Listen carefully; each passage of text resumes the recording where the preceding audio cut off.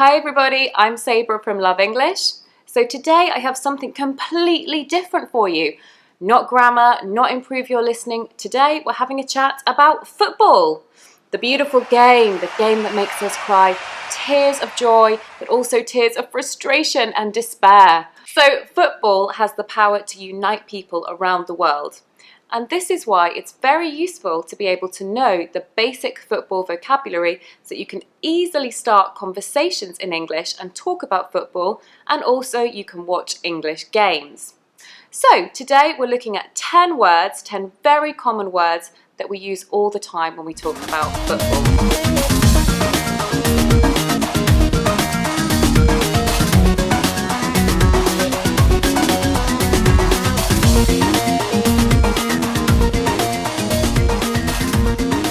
Now, as you can see, I'm wearing a Bournemouth shirt, and this is because I support Bournemouth, because I live in Bournemouth, and I've lived in Bournemouth for many, many years.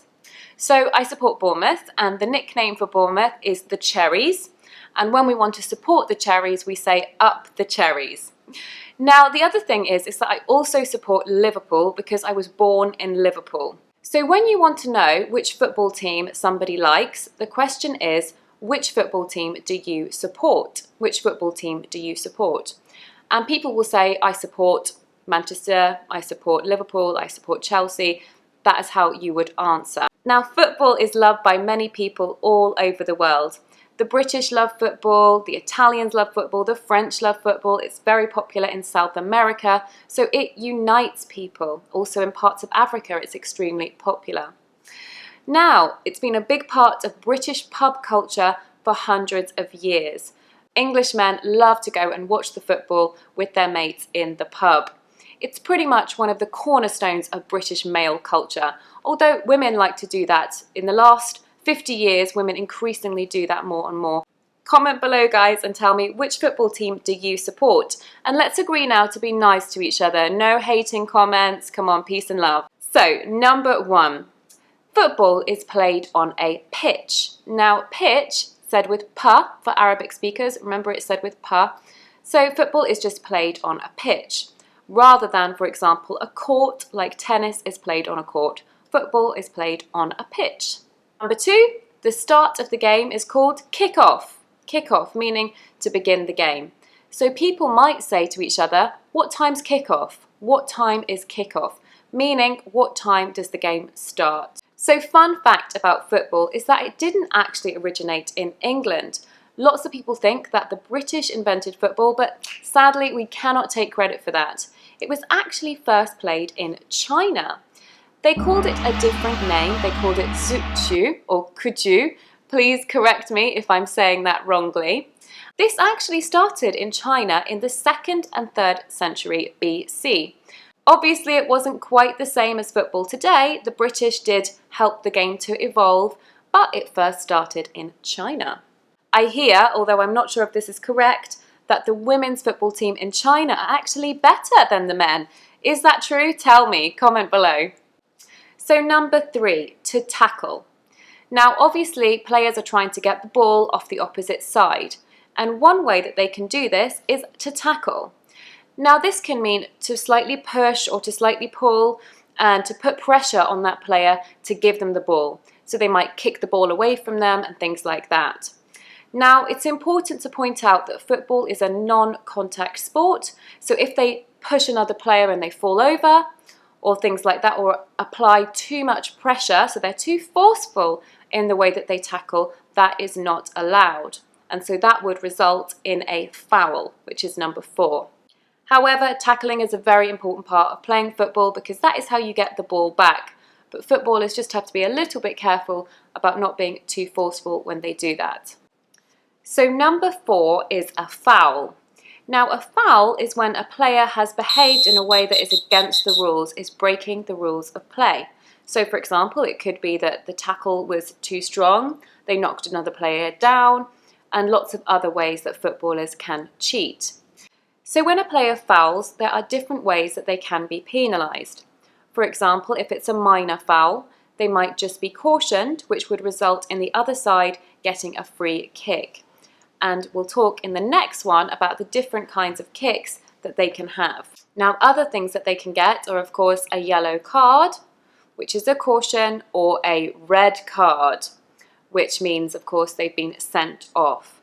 So those are fouls, and that's what happens when a player fouls. So ways that players can foul can be that they hold the player back to try to stop them from moving forward, or it could be that they kick them, or it could be that they spit at them, or as we said earlier, they tackle them too strongly and too aggressive a way, or it could even be that they bite them. We all know about Suarez having a reputation for being a biter. So there are lots of different ways that players can foul.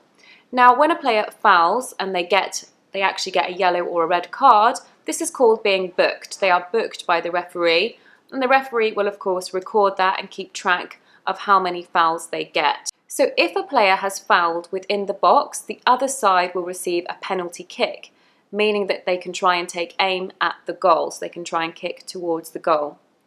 The only other time we use penalty is for penalty shootout.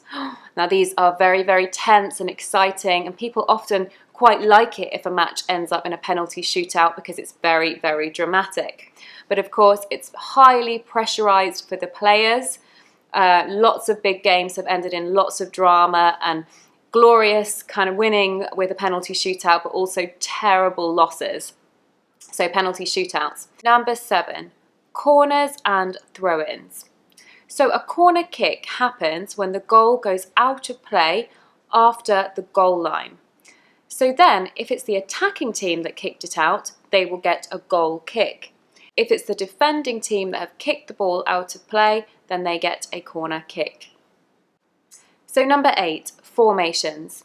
This just means where players are positioned on the pitch when they play the match, and different managers try different formations. So for example, you could play 4-4-2 or 4-3-4 and lots of other combinations. Now, 4-4-2 would mean there was 4 defenders, 4 midfielders and 2 forwards. Ranieri played this with Leicester. However, this is a bit more of an outdated formation and is considered to be not enough attacking. So Man City at the moment are currently playing quite regularly in 4-3-3. So this means 3 midfielders, 3 defenders and 4 forwards. However, Chelsea at the moment under Conte are playing 4-3-3. Comment below and tell me, which formation do you think works? Lots of managers try different formations. Which one do you think is working at the moment for a team?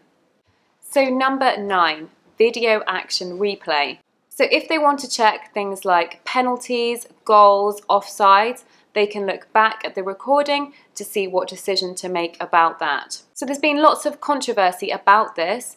Different people have been saying that it can slow the game and disrupt the game. However, of course, it is a good thing for being more accurate about certain decisions. So VAR, video action replay.